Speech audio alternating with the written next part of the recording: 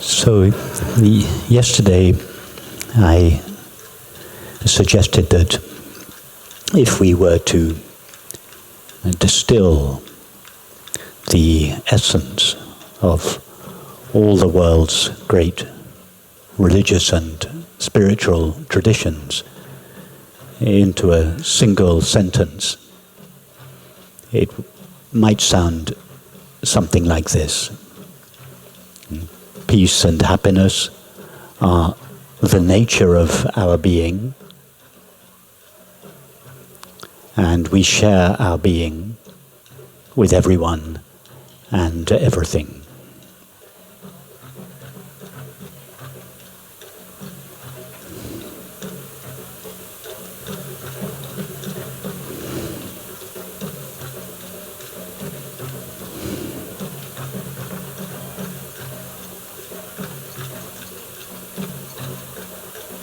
So yesterday we explored the first part of this statement, namely that peace and happiness are the very nature of our being.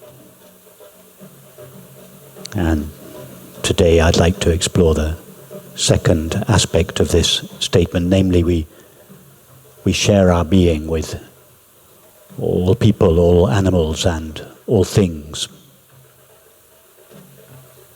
In other words, behind the apparent multiplicity and diversity of people, animals, and things, there lies a single, infinite, and indivisible whole or reality, which ultimately cannot be named, but we might refer to it as spirit or consciousness or love.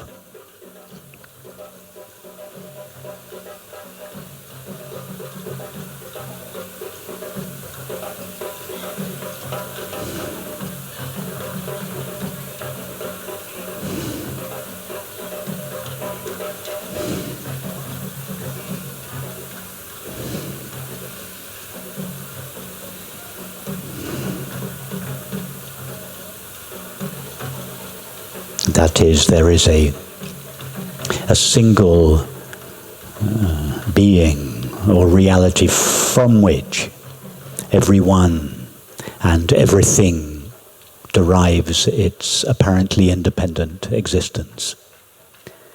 In other words, multiplicity and diversity, otherness, separateness, only really exists or seems to exist at the level of appearances.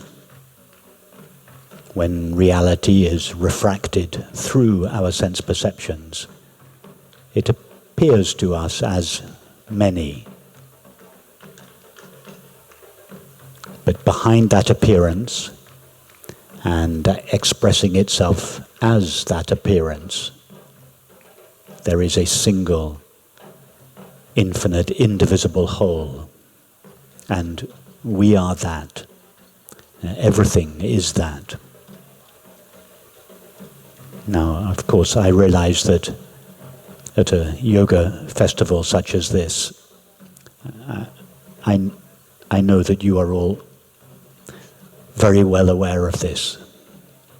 It is this intuition of oneness that impels us to engage on some spiritual practice, such as a practice of yoga. So I know that I don't need to explain very much about this. But it's one thing to understand that there is a single, infinite and indivisible whole whose nature is consciousness or spirit or love. It's another thing to feel it, and in particular to feel the body and perceive the world in a way that is consistent with this understanding. Are you hearing me okay at the back? Can you hear? No? Some say yes, some say no.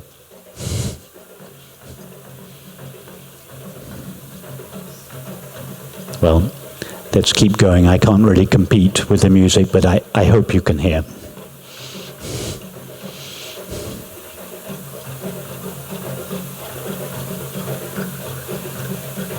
So, I recommend, at least to begin with, we keep our eyes closed and understand, but more importantly, feel yourself as the vast, open, empty space of awareness within which your entire experience arises.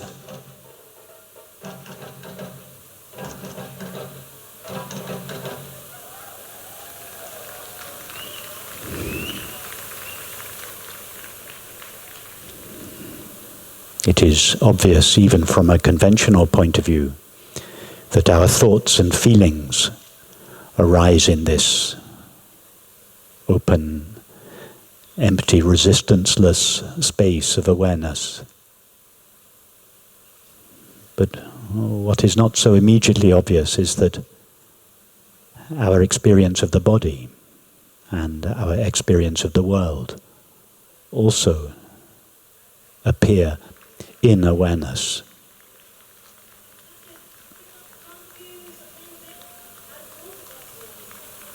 So understand, but more importantly feel that the awareness that you essentially are extends way beyond the limits of your body and encompasses the entirety of your experience.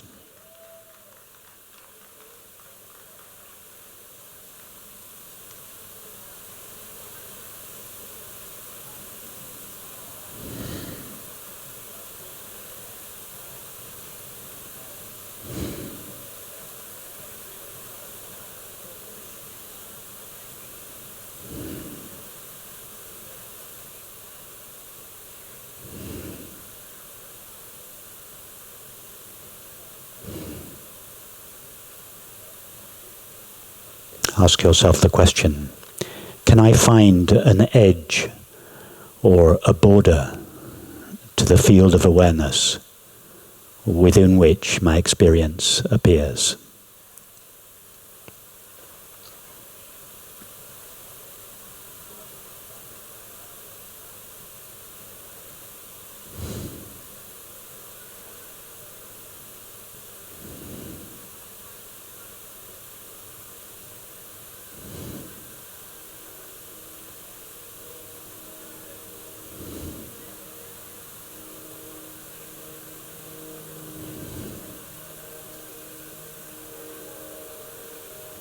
I'm sure that some of you as children lay awake in bed wondering how far physical space went on,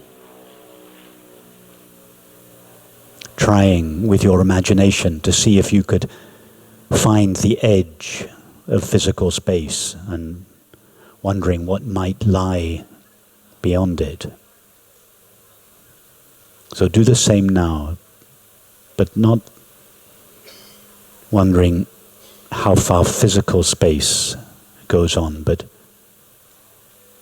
consider the space of awareness in which your experience arises. Even our experience of space arises in awareness. Can you find an edge or a border or a limit to the field of awareness within which all experience appears? Not just your thoughts and feelings, but the sensations that constitute your experience of the body, and your perceptions that constitute your experience of the world. sights, if your eyes are open, sounds, tastes, textures, smells. All of these appear in awareness.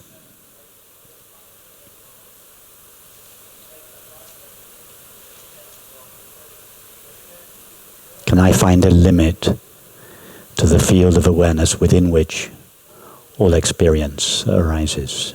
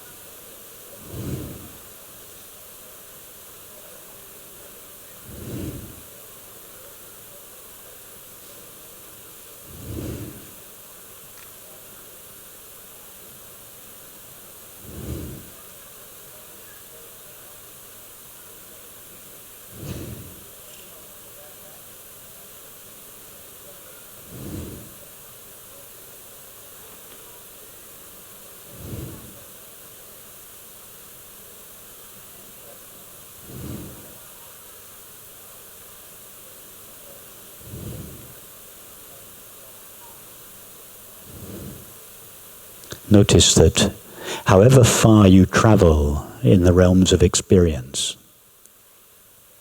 whatever you encounter appears in awareness.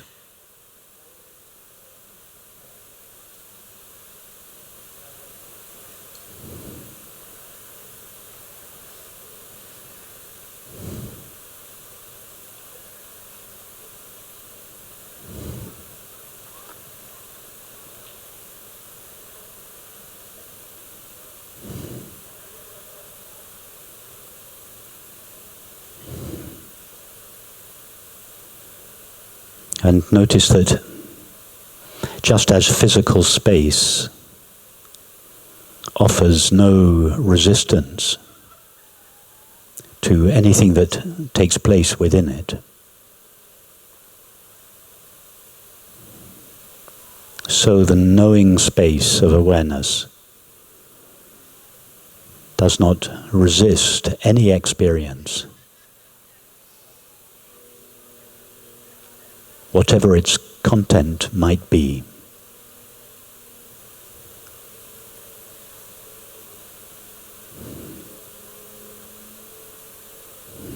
This absence of resistance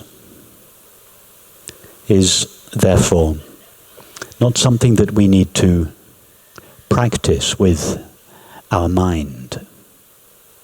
It does not require any effort or discipline. It is the very nature of our self-awareness.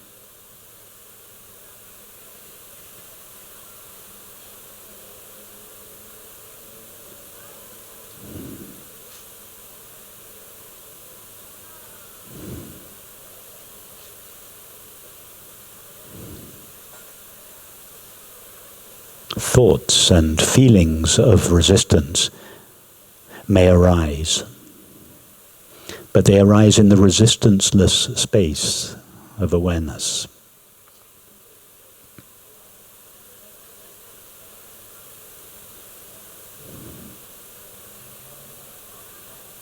And being inherently free of resistance, awareness knows nothing of suffering. For all suffering is resistance. Thus its nature is said to be peace or joy.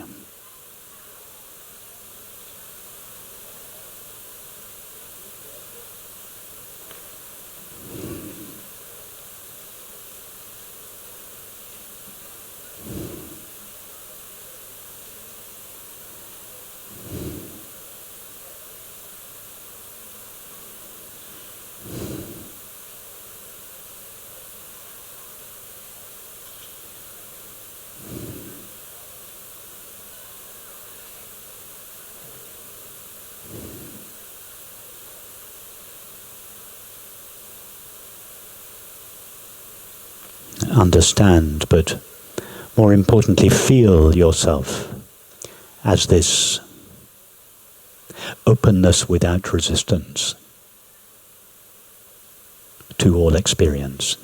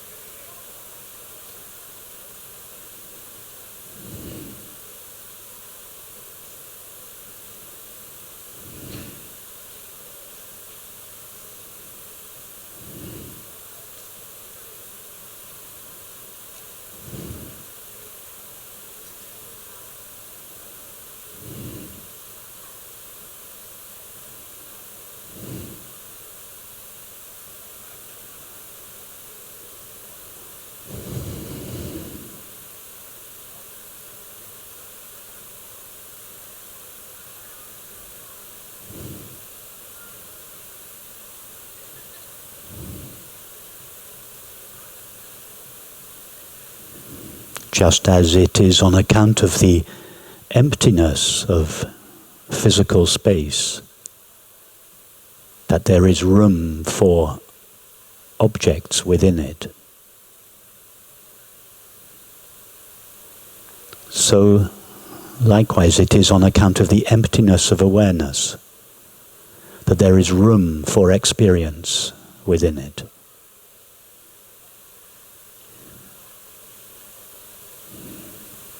Awareness is not an inert emptiness, it is a knowing emptiness, an aware emptiness, a luminous emptiness.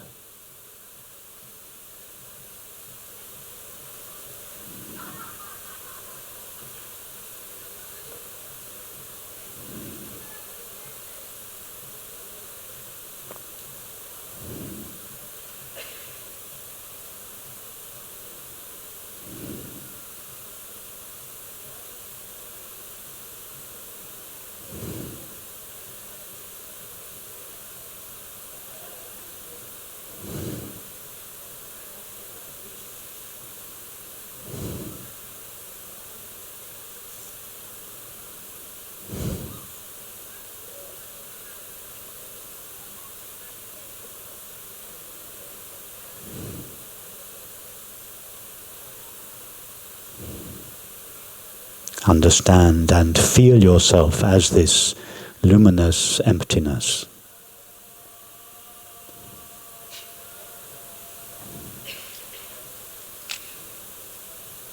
Which both illuminates experience or knows experience and also contains all experience.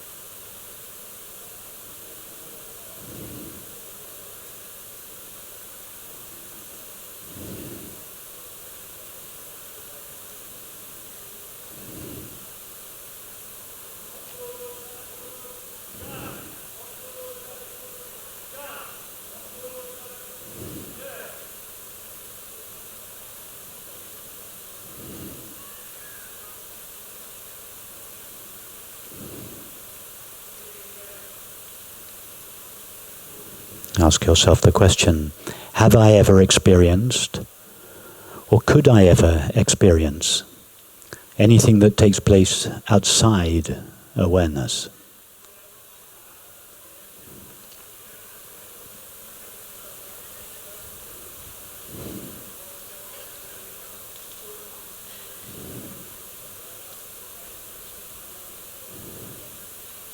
Try now to find any experience or even imagine any experience that could take place outside awareness.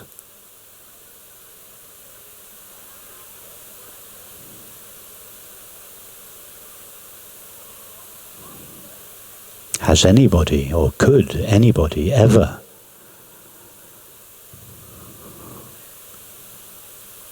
encounter anything outside the field of awareness?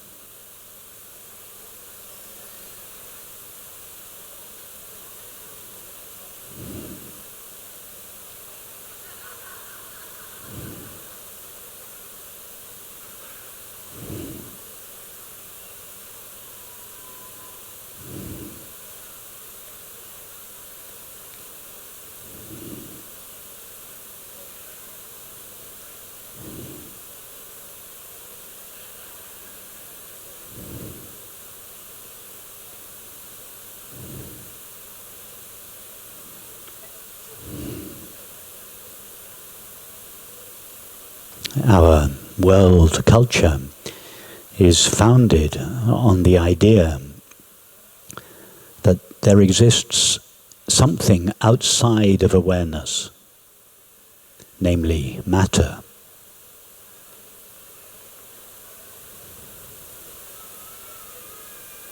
Out of which the universe is made, and from which awareness is derived.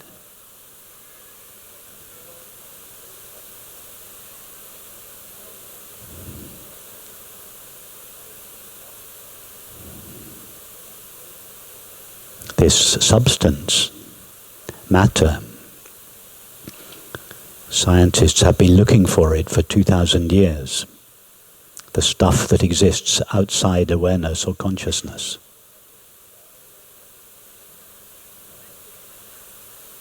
We still haven't found it.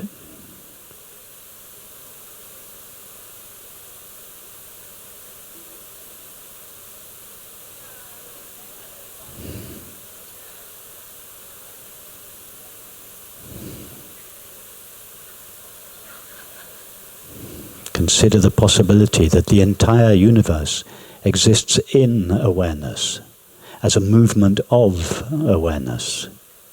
In other words, that anything that appears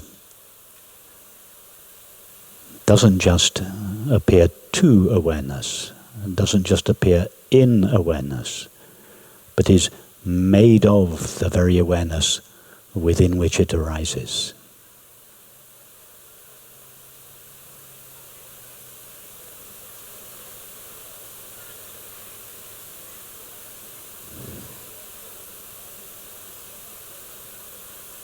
In other words, consider the possibility that awareness, consciousness, spirit, or love is the ultimate reality of the universe.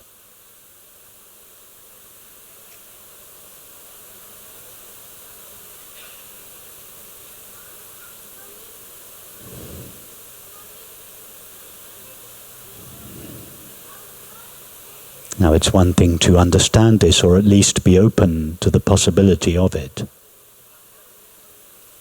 But it's quite another thing to feel the body and perceive the world in a way that is consistent with this understanding.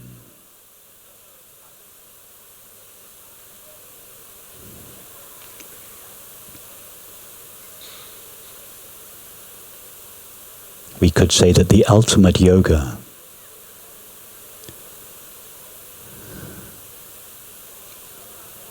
is the practice that we undertake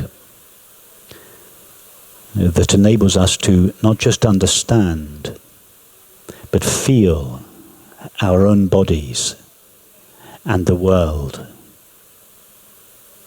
as the activity of a single, infinite and indivisible whole, whose nature is consciousness or spirit or love.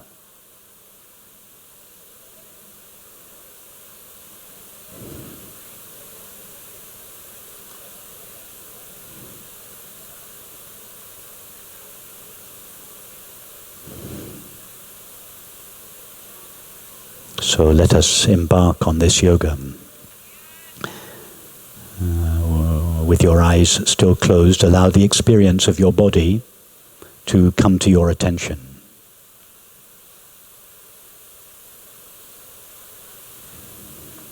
Not the idea of your body, not the image of your body, not the memory of your body, but just the raw, current, direct experience of your body.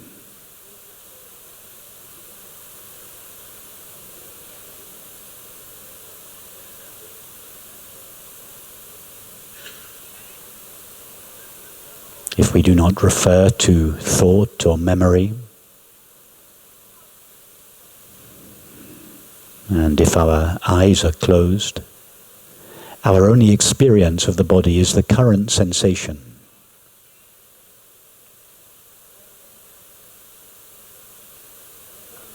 We cannot even be sure that the current sensation is a sensation of a body.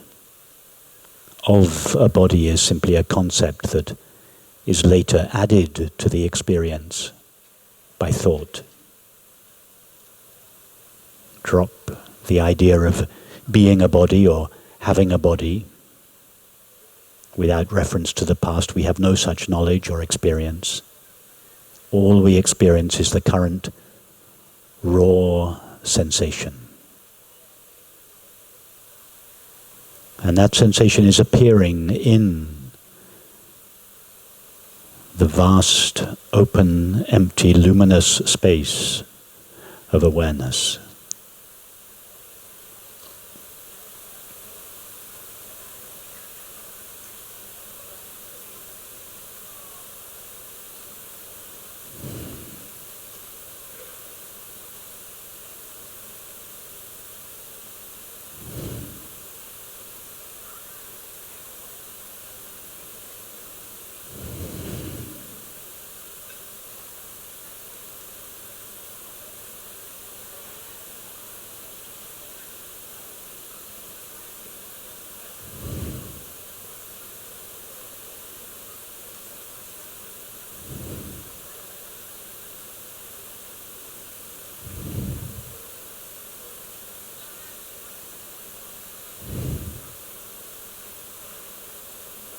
Ask yourself the question, does the current sensation have a clearly defined border or edge to it?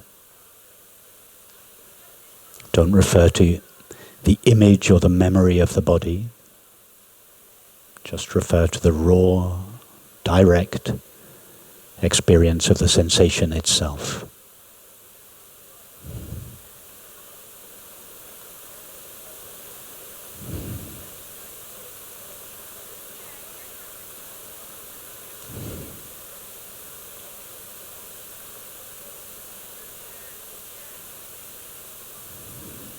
See if you can find a clearly defined edge to the sensation.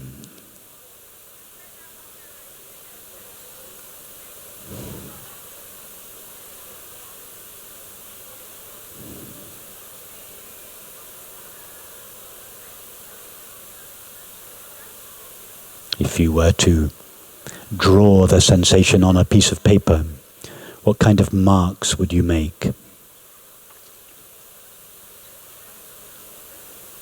You're trying to draw the sensation in order to represent it to someone who has never had the experience before.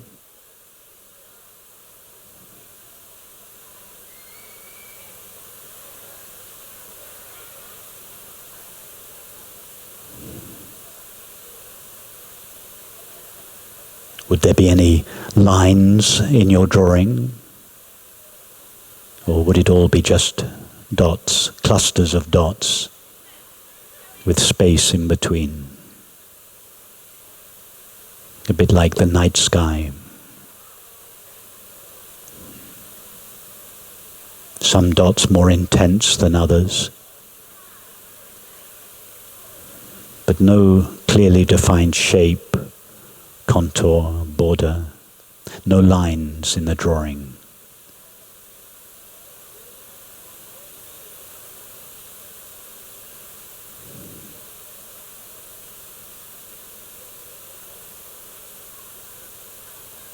Just feel the body as a tingling, amorphous vibration.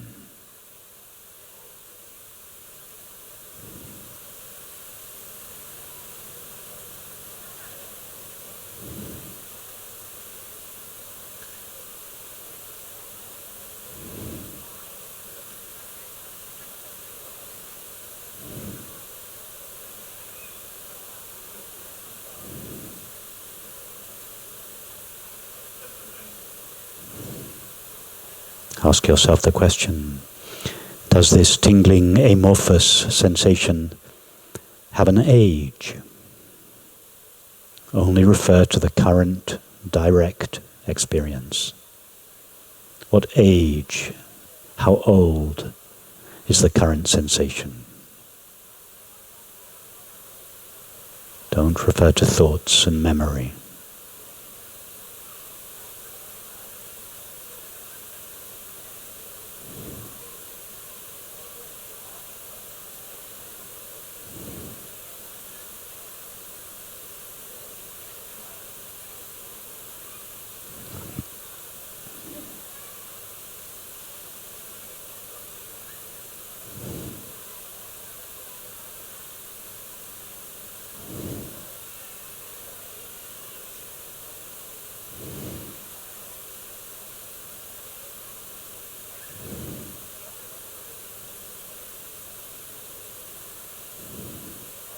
See that without reference to thought or memory, that is, referring only to our current direct experience, the experience of the body is ageless.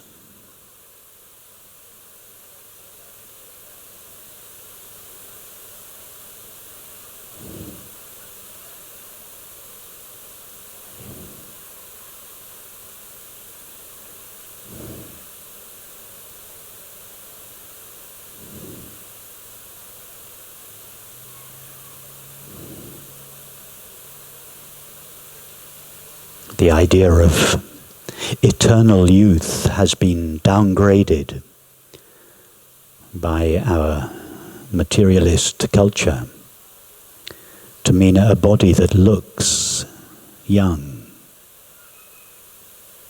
The real meaning of eternal youth has nothing to do with this. It is to experience the body neither as young or old. It is to experience the body as ageless. Just appearing fresh, luminous, now. No shape, no contour, no age.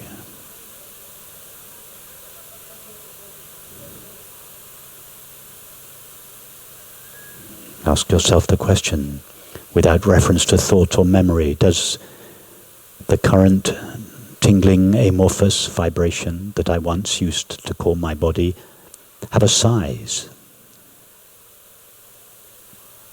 Is it large or small, fat or thin, tall or short?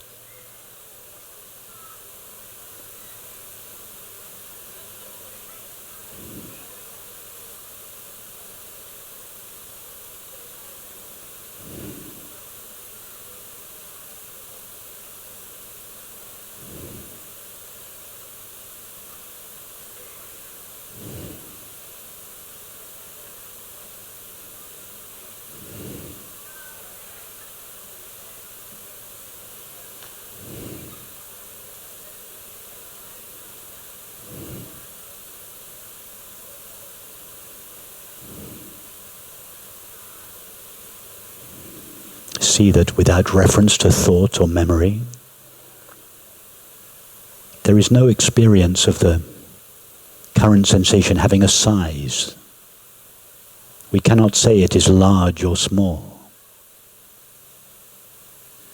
In our experience, it has no dimensions at all. That's what the word infinite means, not finite, not measurable.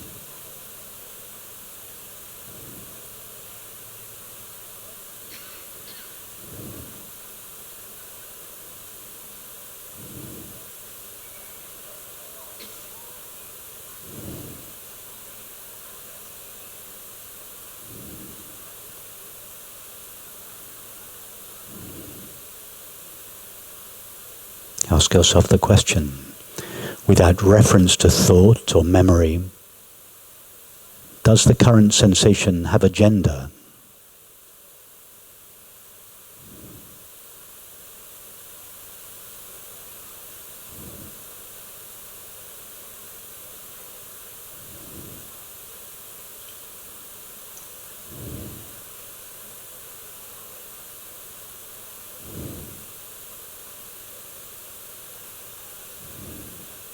If this were the first experience I had ever had, that is, if I don't refer to the past,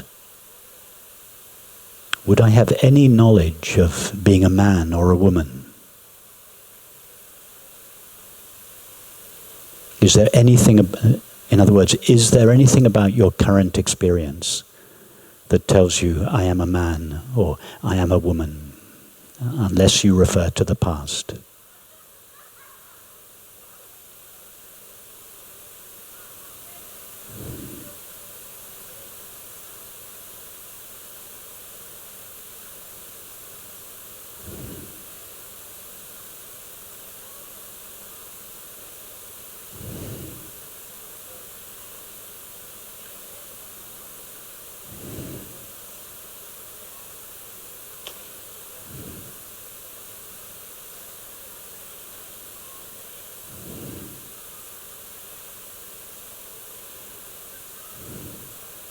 Without reference to thought or memory, is there anything about your current experience that even tells you that you are a person?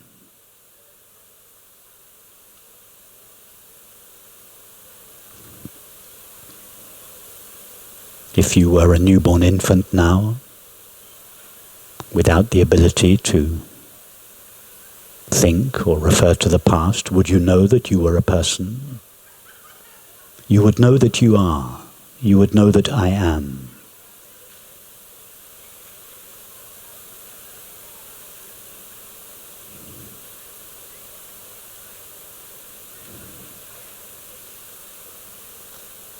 But we wouldn't know that we were a person.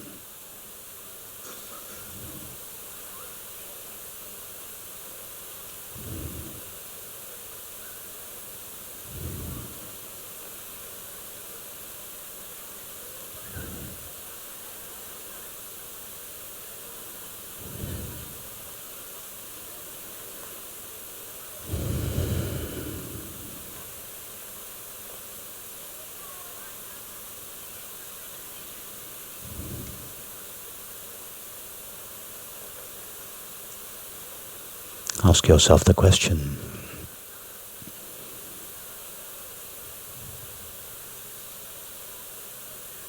Do I have any experience of having a weight? Go to the sensation of your legs on the chair or floor that seems to be evidence of weight, without reference to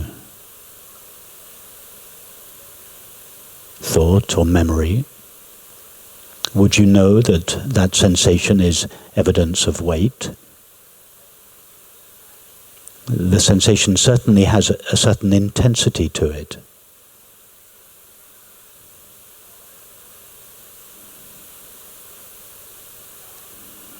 But see that intensity by itself doesn't equate to the experience of weight. A headache is intense, but it doesn't weigh anything. Does the sensation of your body on the chair or floor weigh anything, or is it floating weightlessly in the open, empty, luminous space of awareness?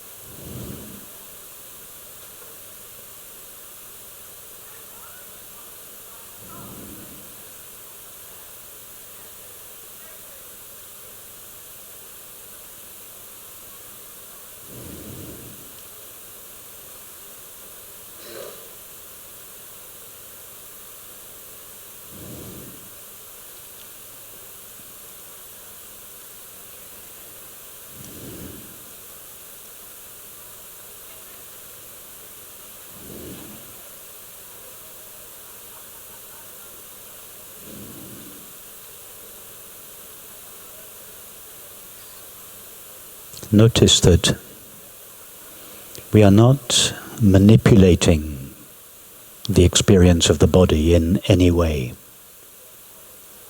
We are just contemplating it.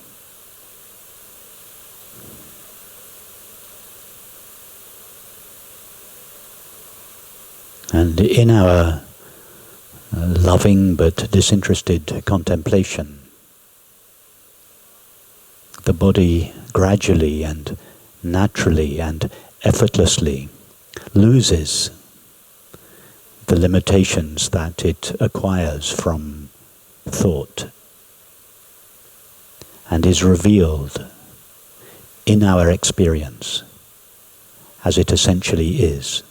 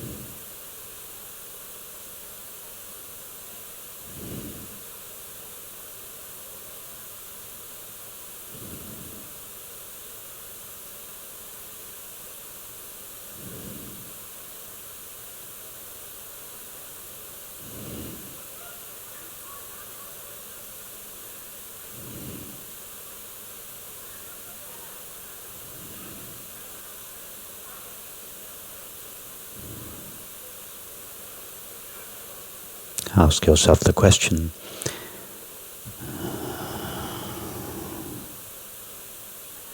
does the tingling, amorphous vibration or sensation have a density to it, a solidity to it? If this were the first experience you had ever had, in other words, if you don't refer to thought or memory, is there any actual experience of density or solidity?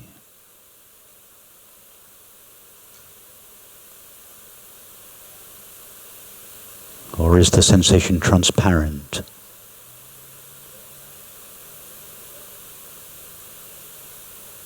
Empty? Luminous?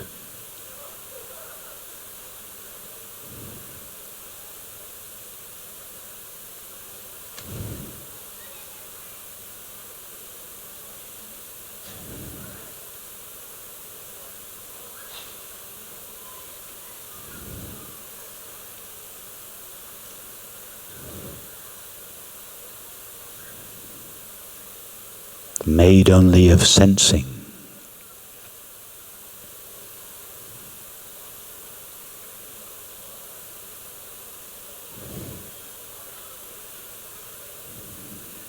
And all there is to sensing is the knowing of it, or the awareness of it.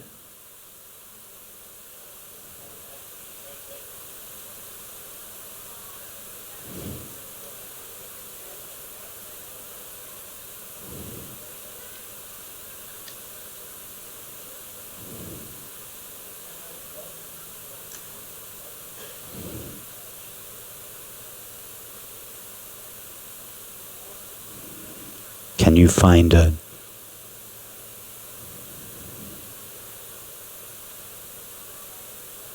border between the sensation and the space of awareness in which it appears?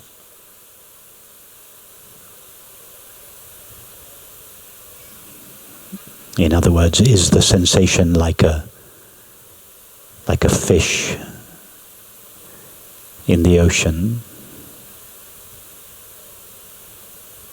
Or is the sensation more like a current in the ocean, made out of the water in which it appears?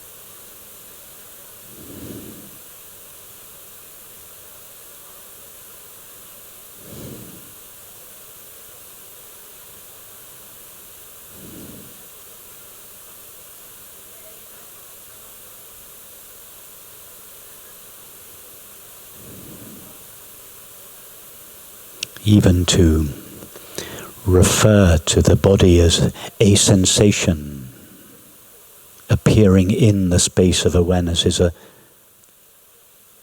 concession to the old belief in a physical body made out of dense, inert stuff called matter. It's just a stepping stone, a partial understanding. All there is to the sensation is the experience of sensing. And all there is to sensing is the knowing of it.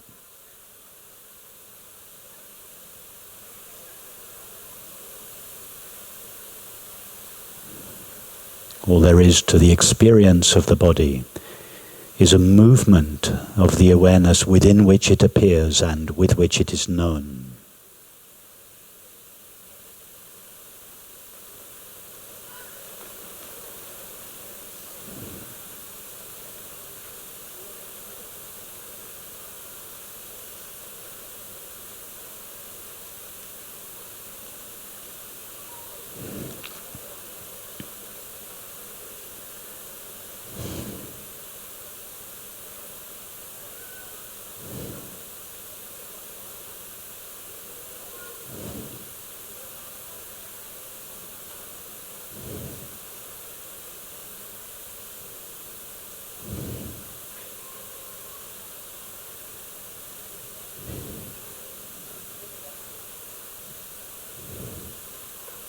This is the exploration that is referred to in the tantric tradition of Kashmir Shaivism as devouring the body.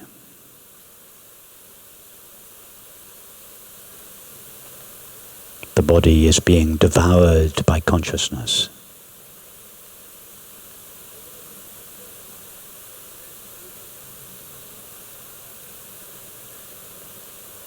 In fact, even that is not quite right. It is not being turned into consciousness or awareness. It was already that.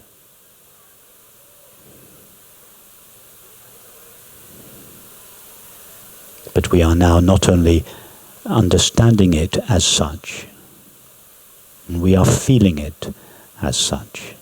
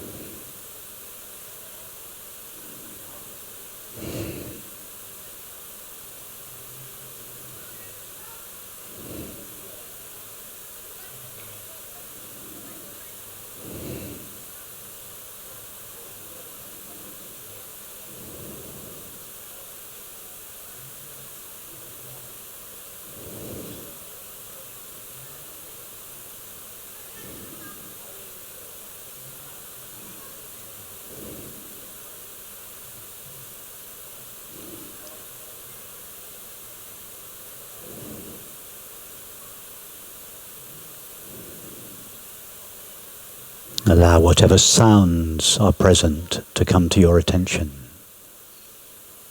See that they appear in exactly the same space of awareness as do your thoughts and sensations.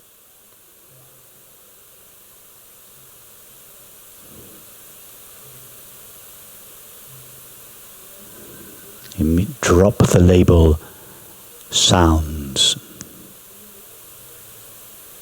All there is to a sound is the experience of hearing. And all there is to hearing is the knowing of it, the awareness of it.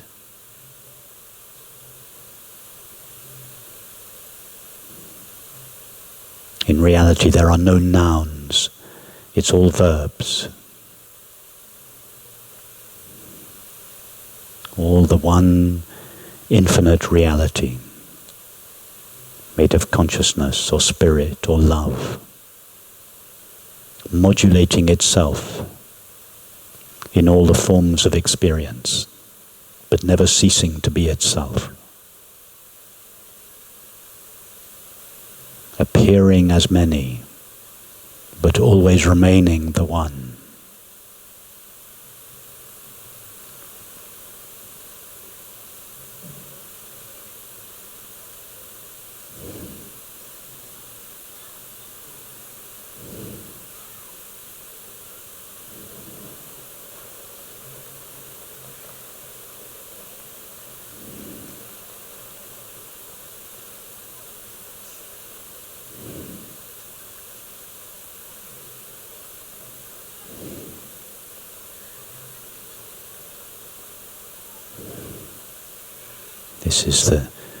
This is the exploration that is referred to in the tantric tradition of Kashmir Shaivism as devouring the world. turning the world into yourself. Not yourself a person, yourself infinite consciousness. Not even turning the world into yourself, recognizing the world, feeling the world as yourself, and feeling yourself as the world.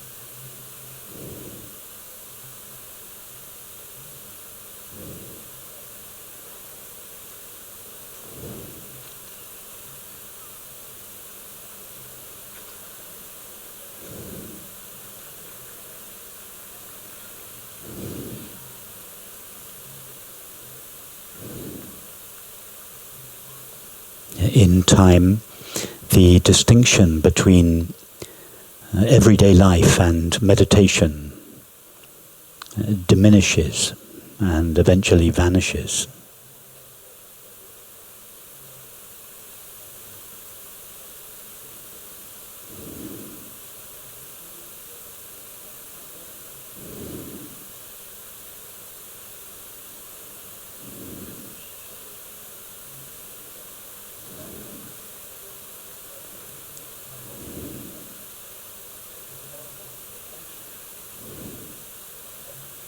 The world loses its ability to veil its reality and instead shines with it.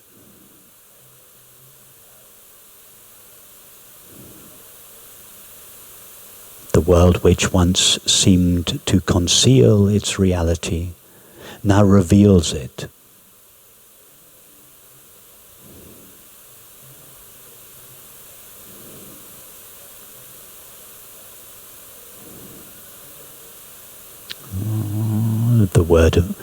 The Sanskrit word Maya, which some of you will be familiar with, which is traditionally referred to as illusion. It ceases to be a concealing power and becomes a revealing power.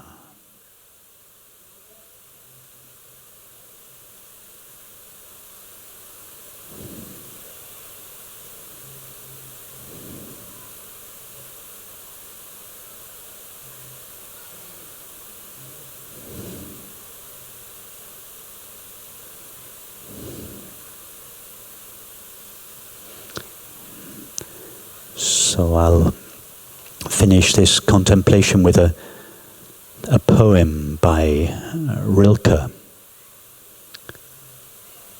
translated by Stephen Mitchell, which gives a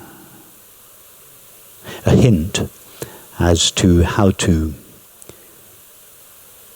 extend this exploration out into all our sensory experience, in this case, tasting, eating. It goes like this: plump banana,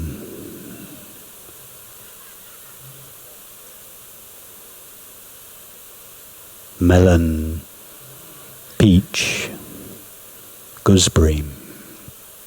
How all this affluence speaks life and death into the mouth.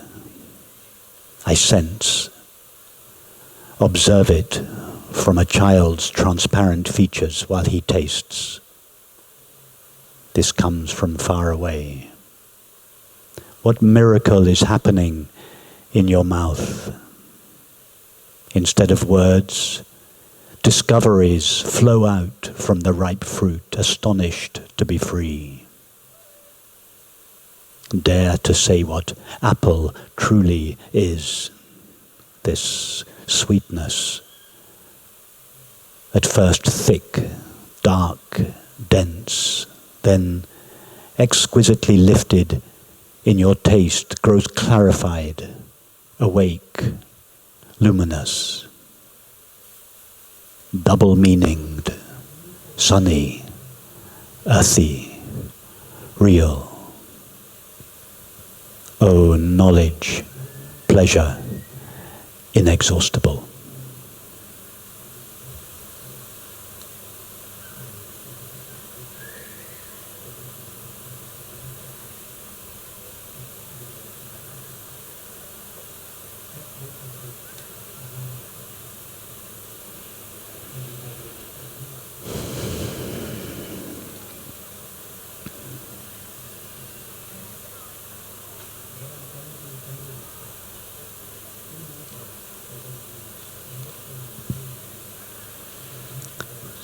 So I'm happy to respond to any questions you may have.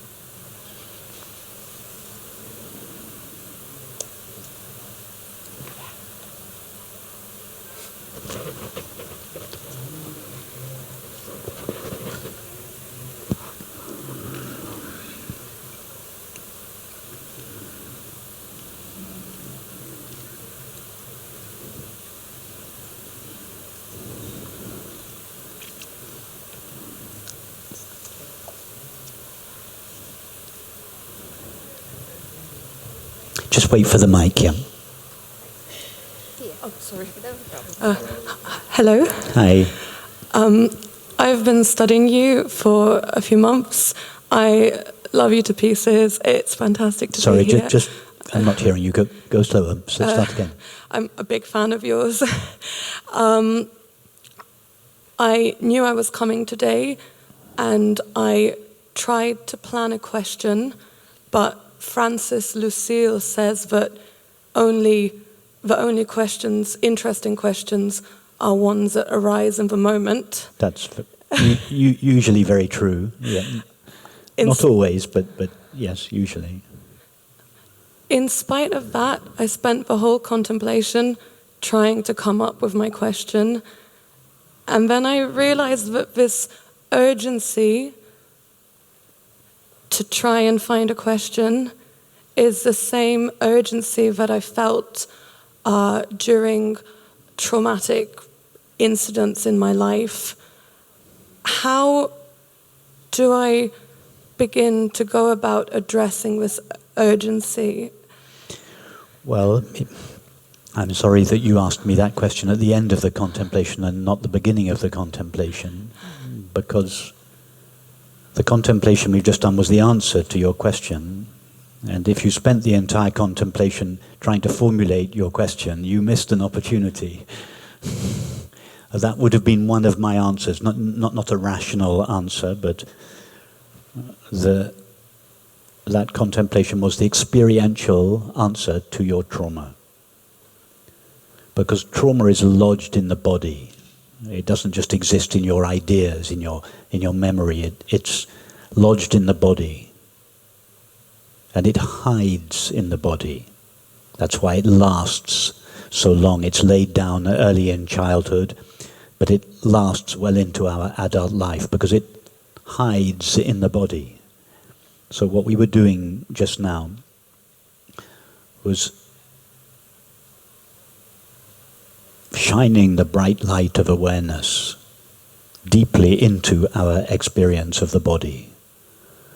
And in doing so, exposing and in time dissolving these hidden layers of trauma. So this morning's contemplation was the answer to your question. That's all right. I've done them before and I'll keep doing them again. So that's the answer to my question. Okay. Yeah. Sorry, that was also a question. So the way forward is to continue doing your types of contemplation.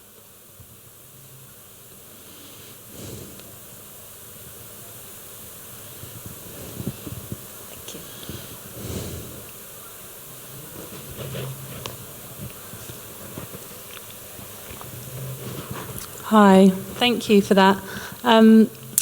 You asked the question in the contemplation, has there ever been or could there ever be an experience outside of awareness? Which instantly my answer was no. But then I thought of, I can be aware when I'm dreaming, that I'm dreaming. Just, I'm not hearing you. Just speak closer to the mic. Sorry. Yeah, I got so far, yeah. But what about sleep? What about? Sleep. Grief. Sleep. Sleep. Do you mean dreams or deep sleep? Deep sleep.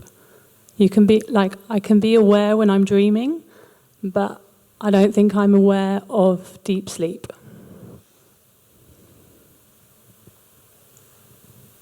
You believe that, keep the mic, you believe that deep sleep is the absence of awareness.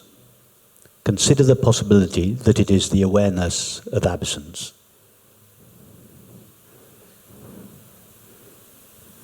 Yes. After all, if awareness were not present by deep sleep, if awareness were not present in deep sleep, how would it be possible to be awoken by an alarm clock? What would hear the alarm clock when you're deeply asleep if awareness were not present?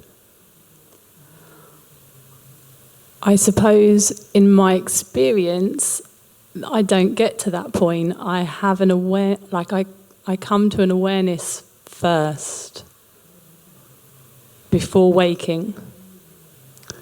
I would suggest that awareness is eternal. It's always present. It's like the sun, it never goes out. In deep sleep, you don't lose awareness. You lose experience. You lose your thoughts. So, first of all, when you fall asleep, you lose your perceptions. That's the way we experience the world. And we lose our sensations. It's the way we experience the body. So, to begin with, we lose our experience of the world and the body. That leaves us in what we call the dream state. But the awareness that was aware of the waking state remains and is now aware of our dreams, which consist of thoughts and images. Then, in time, thoughts and images disappear, leaving awareness all alone. That's why we all look forward to going to sleep at night, because experience leaves us all alone. And when experience leaves us alone, we're in peace. So with the question that you asked in the contemplation, though, is there ever an experience outside of your awareness? You're not experiencing when you're asleep, you're just awareness. Just aware, yes. Thank you. But not aware of any experience. Awareness Yeah. in the absence of experience, yes. Okay. All right, thank you.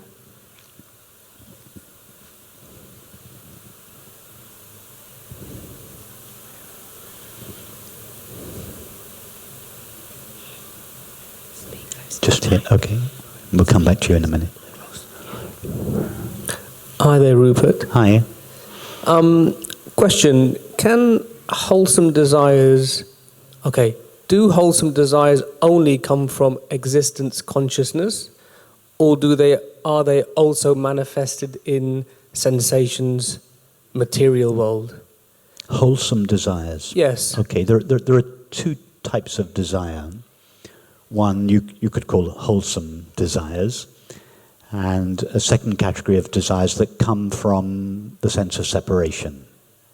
Let's call them unwholesome desires. So all of our desires come from one of these two.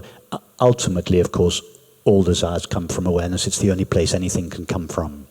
But some desires are filtered through the sense of separation, and some desires just come direct.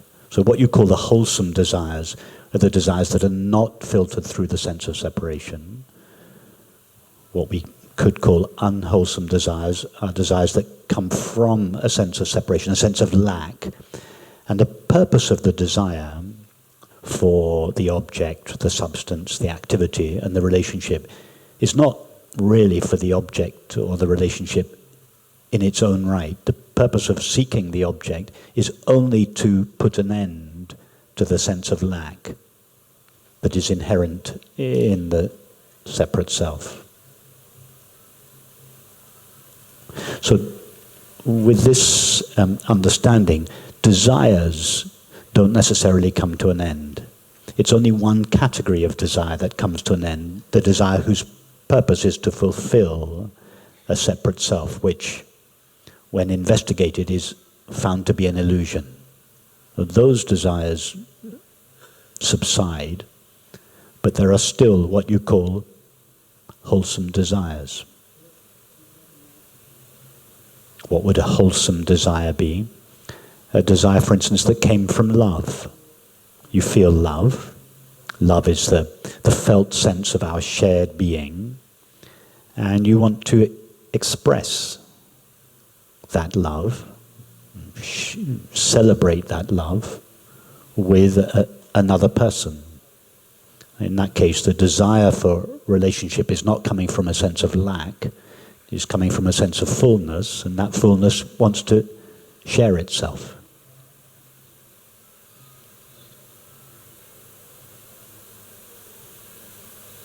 You could also feel the loneliness that is inherent in the sense of separation, and from that place you could also desire a relationship. And although the object that you're desiring, a person in this case, would be the same, the motive would be very different. And if we seek a relationship for the purpose of putting an end to the sense of lack, then sooner or later the person that we enter the relationship with will fail to put an end to our sense of lack, because that's not something somebody else can do for us, and hence the disappointments and the conflicts will begin.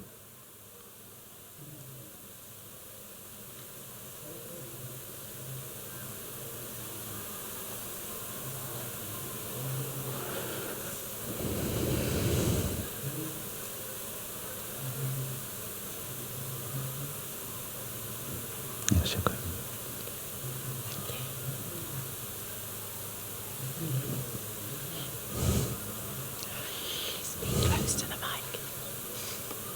Hello. Hello. Lovely to be here. Thank you for sharing.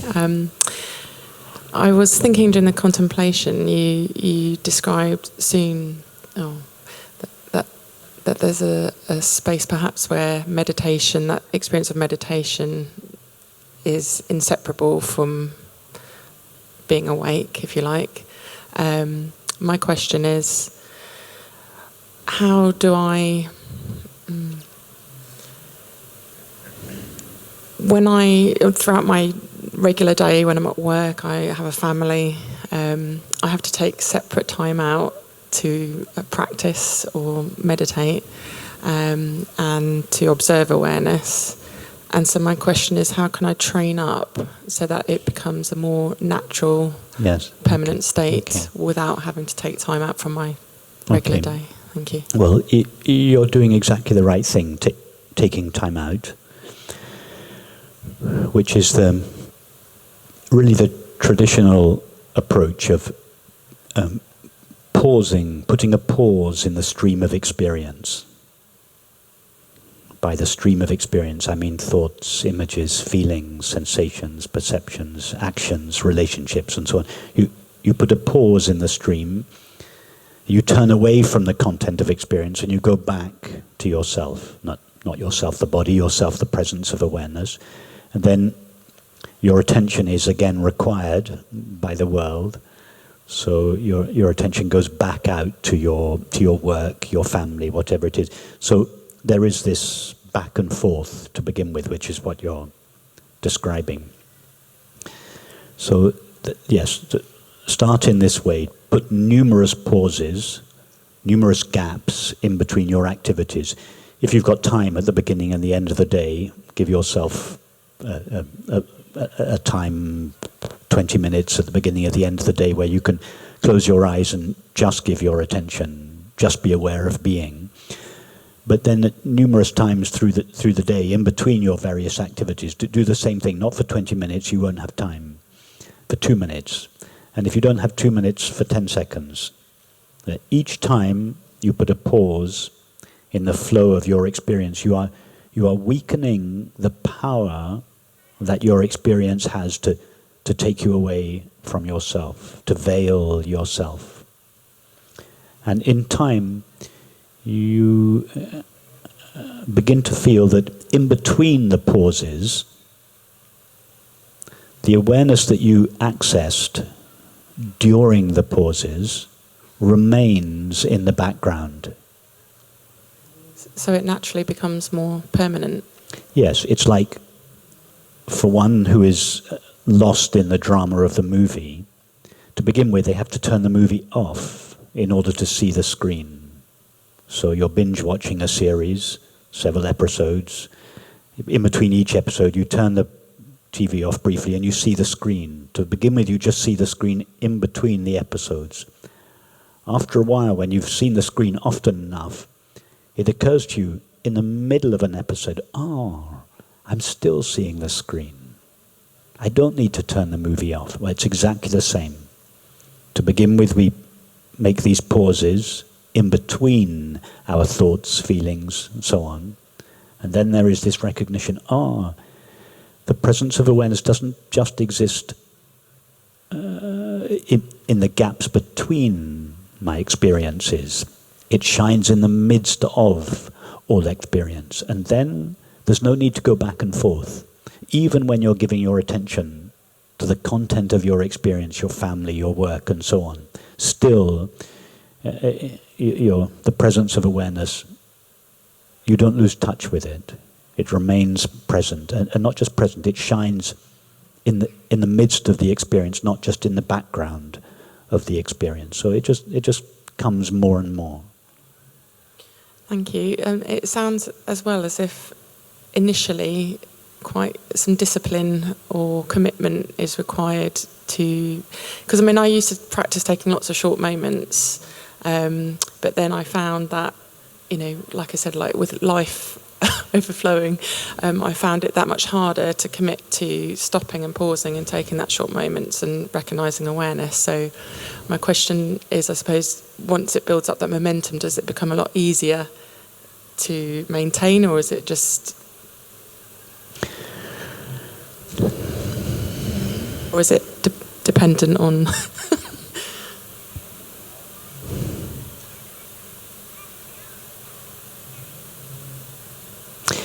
It's not really something that you need to maintain with effort and practice and commitment and discipline.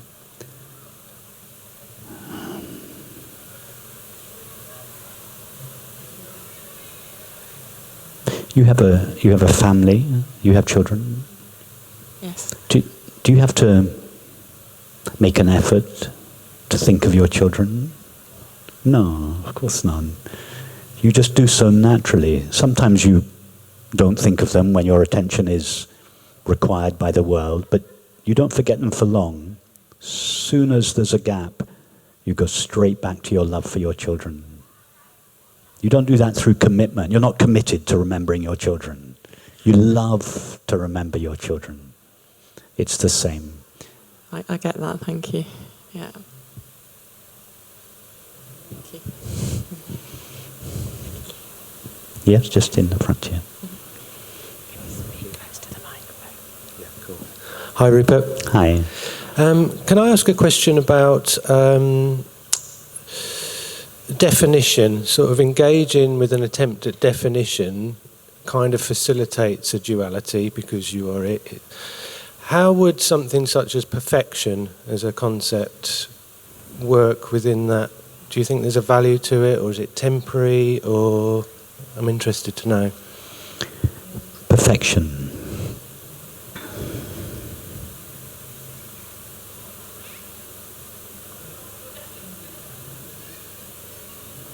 I would suggest that the reason that we strive for perfection, or to the extent that we strive for perfection, we do so because of this innate knowledge that everyone has, that the whole, the one, reality is perfect. Because in the one reality, or from the point of view of the one reality, that there is nothing but itself. How could there be any imperfection in it? And this knowledge, I don't mean intellectual knowledge, obviously, this recognition is present in everybody's mind. Why? Because it is the nature of everybody's mind, however clouded by the sense of separation our minds may be. Nevertheless, this memory of our eternity remains in us. And it is this memory, it's not a memory of something in time, it is the memory of something deep in us. And it is this memory that causes us to strive, to seek for happiness, or for love, or for perfection. All what we're really striving for is to return to our original nature. We're, as soon as the one has been fragmented into the many, each of those many selves only want to do one thing: to be divested of their sense of separation and to be returned to the one. Or whatever we seek, if we're an artist who seeks beauty, if we're a scientist that seeks understanding, if we seek perfection, if we seek happiness, what we are really seeking is to be divested of the sense of separation and to be revealed as what we essentially are, the one infinite reality. And so our desire for perfection is just a reflection of the innate perfection of reality in each of our finite minds. Thank you.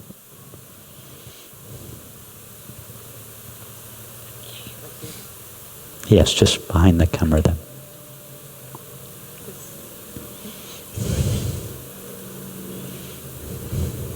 Do you want to speak? Please.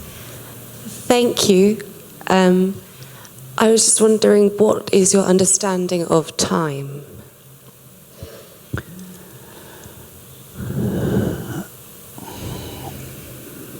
I would suggest that time is eternity refracted through the finite mind. Okay, thank you.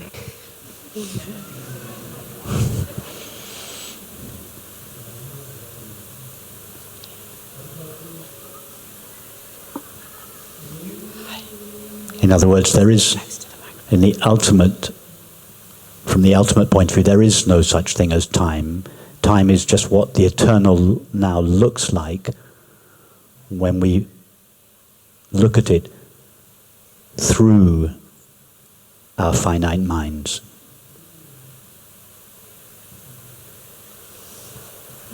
I'm here. Yes, Hello. hi. I would love to hear your perspective on what Come is closer. Yeah. what is the perfection in the illusion, as in, so the whole thing, whole self is perfection, as nothing else could be but itself. So the illusion being the self as well. The illusion would be? The illusion is also the self in this case, of course. Absolutely, yes. So what is the perfection there? That as in, how can I see it as perfect instead of fighting it? Okay, you're quite right. The illusion, the so-called illusion of the world, is nothing but the appearance of the perfection of reality. Remember, illusion, and this is something that is not always clearly explained in the traditional Advaita or non-dual text, the Vedantic tradition. Maya is translated as illusion, and very often we equate something that is an illusion with something that is not real. And I used to struggle with this for many years. I was brought up in a classical school of Advaita Vedanta, and I was always being told that the world was an illusion in the sense that it's not real. And I always rebelled at this idea. And I thought, no, my experience of the world is very real. I couldn't just dismiss the world as being unreal. And it took me many years to realize that it's a mistake to conflate the idea of illusion with something that is not real. Illusion simply means that something is real, but it's not what it appears to be. So the world is only an illusion in the sense that it's not what it appears to be. When it is said that the world is an illusion, it does not mean that the world is not real. The world is absolutely real. Is there anyone here who honestly thinks that the world is not real? Obviously not. However, it is clear to us that we perceive the world through our sense perceptions. That is, through the faculties of seeing, hearing, touching, tasting, and smelling. And surprise, surprise, the world appears to us as sights, sounds, tastes, textures, and smells. Is that a coincidence? Of course not. Our perceiving faculties make reality appear in a way that is consistent with their own limitations. Or if you look at white snow through orange-tinted glasses, it will appear orange. The snow appears in a way that is consistent with the medium through which we look, the orange glasses. If we forget that we are wearing orange glasses, we'll think the snow is orange. We'll think that the orange color is a property of the snow. No, it's a property of the medium through which we look. So likewise, our sense perceptions, seeing, hearing, touching, tasting, and smelling, are like the orange glasses. But in our culture, we tend to think that our sense perceptions are like a clear window through which we look, and we see reality as it is. No, of course we don't see reality as it is. We see reality as it appears when we look at it through our orange-tinted glasses. Our orange-tinted glasses are made out of seeing, hearing, touching, tasting, and smelling. Of course, the world appears as reality appears as sights, sounds, tastes, textures, and smells. It is the perceiving faculties of a human mind that confer those limitations on reality, remove the limitations that each of our minds superimpose on reality What's left? God's infinite being, consciousness, spirit, love. Remember William Blake. He said, every bird that cuts the airy way is an immense world of delight enclosed by the five senses. Every bird that flies in the sky, and by extension every object, what it is really is an immense world of delight, pure consciousness, pure joy, enclosed in or filtered through sense perception, which makes this world of delight, this infinite reality, appear to be temporary and finite. Even time and space are not inherent in reality themselves. They are what eternal infinite reality looks like when it is filtered through our perceiving and conceiving faculties. What is the purpose of the self that wants to do that or creates that? What's the purpose of the self?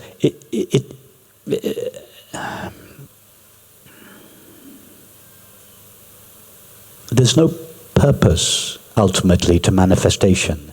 It is the nature of reality to manifest itself. It does not do so for a reason.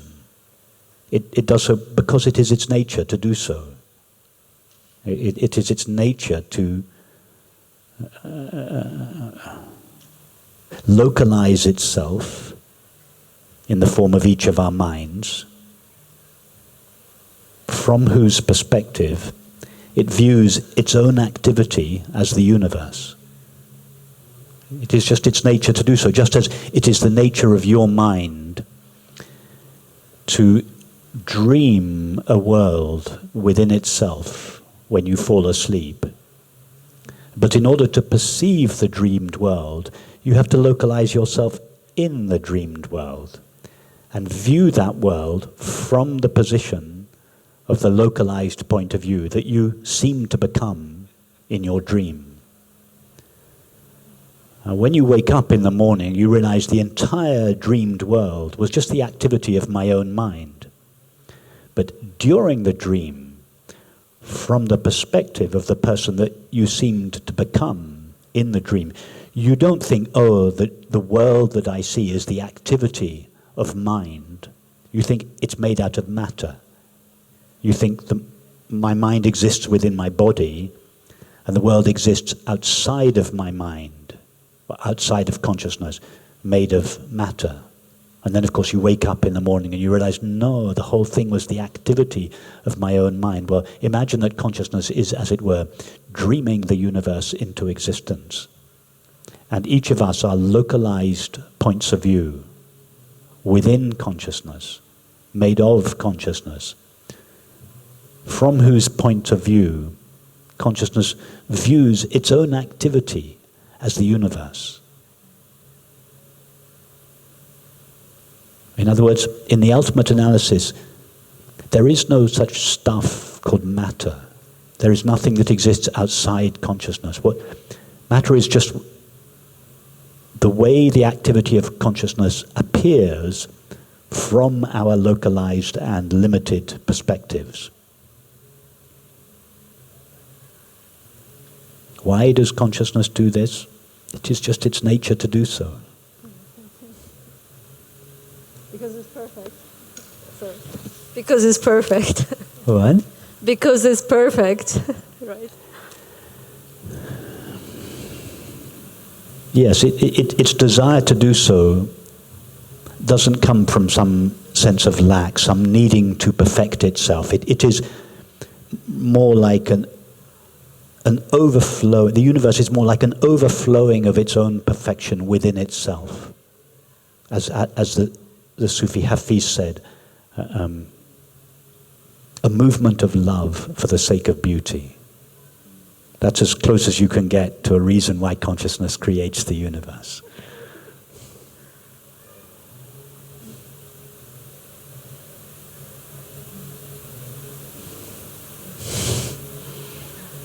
Yes, at the back.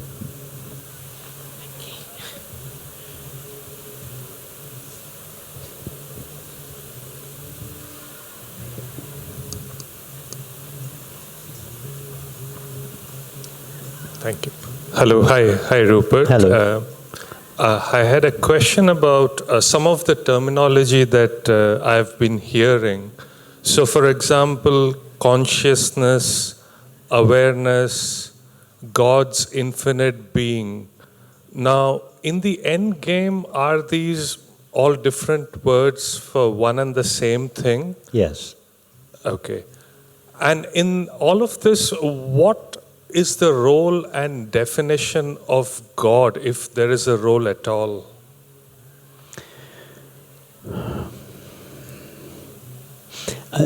Ultimately, reality cannot legitimately be named or defined, because it is that in terms of which everything else is named or defined. So, if we wanted to be absolutely strict and honest, we should remain silent.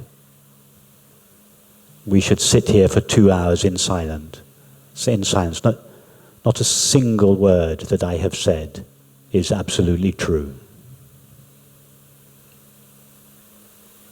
So we could simply remain silent, and indeed some do.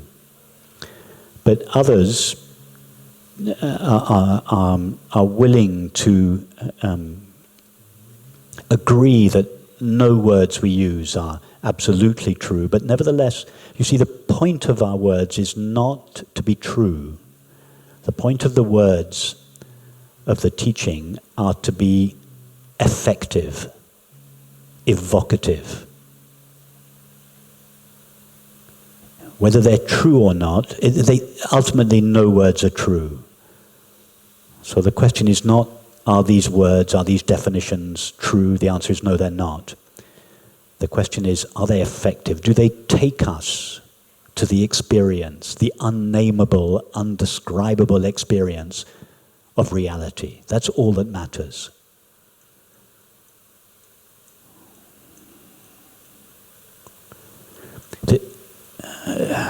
So whether we use the words God, consciousness, spirit, reality, self, I, it doesn't matter. All these words have a certain explanatory power.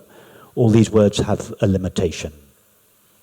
For many people, for instance, due to their upbringing, the word God just provokes so much resistance that even when they try to override that resistance by understanding the context in which it is said, the resistance is too strong. I happen to love the word God. It takes me directly to God's presence in myself, as myself, but I understand that for others it doesn't. Those of us brought up in the Vedantic tradition tend to like the word self. Self with a capital S refers to that which is, that which we are, whereas those of you brought up in the Buddhist tradition probably don't like the word self because it refers to the separate self, which of course is an illusion. So that's why I use lots of different words. I hope that at least one of them will appeal to all of you. But you're absolutely right. None of these words are accurate. I just trust your understanding, and this is a mature group of spiritual seekers, so I don't have to explain. I used the word God a few times today. I didn't think it was necessary to explain what I meant. I'm sure you all understood the context in which it is said. Thank you for that answer, Rupert. And just a follow-on question, if I may. Say I go through all of this and I figure out that I am the limitless awareness, right? And then, like the person dies, right? So, does it all end there, or like what happens after this realization? Two things happen after this realization, and they relate to my two initial statements that I made today and yesterday, the statement in which I distilled the essence of the great tradition, peace and happiness are the nature of our being, and we share our being with everyone and everything. So what happens when this becomes clear? Having found the wellspring of happiness within ourselves, we no longer seek happiness in objects, substances, activities, and relationships. Doesn't mean to say that we no longer seek objects, activities, and relationships, but we no longer do so as a means of securing happiness or putting an end to the sense of lack. We do so, on the contrary, as a means of sharing and celebrating and communicating happiness. That's the first thing that happens. And the second thing that happens, we feel, don't just understand, but we feel that we share our being with all people, all animals, and all things. So the sense of separation between ourselves and others diminishes and eventually disappears.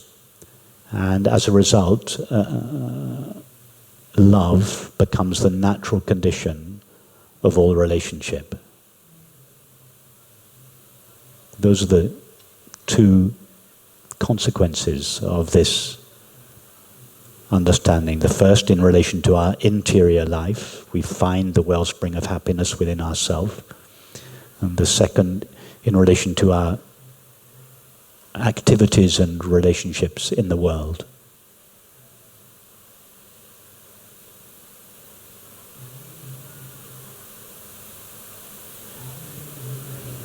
Thank you, Rupert.